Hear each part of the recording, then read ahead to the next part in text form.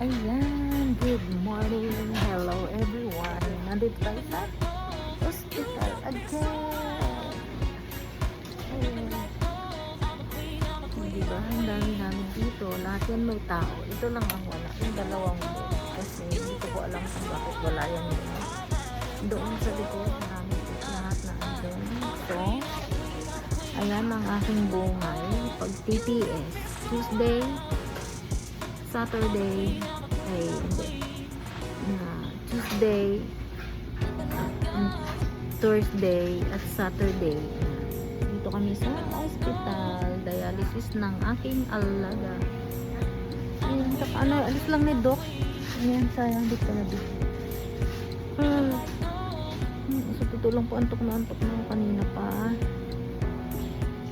So, ayan, ayun. Gusto nyo makita yung ano ng ano ni ako. Pakikita ko sa inyo. Ayan, ang machine.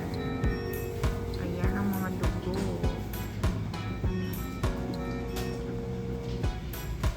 Ayan ang dugo.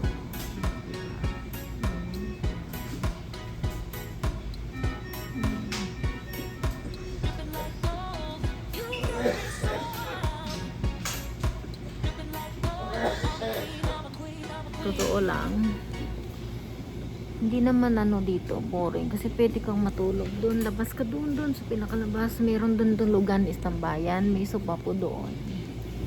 Ayan, may mga TV rin. Tingnan yung mga TV, oh, diba? Mga TV, mga bukas din naman. Dito ba ito?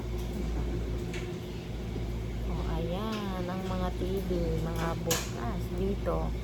Wala, ayan naman ako. Pero doon sa likod, puro bukas ang mga TV. Tingnan natin yung Pilipina doon. Silipin natin yung Pinay. Mayroong Pinay doon eh.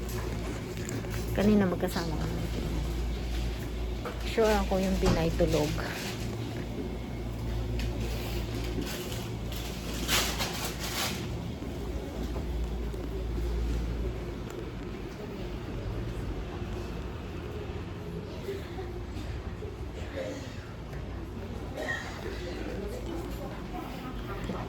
Tulog yung Pinay.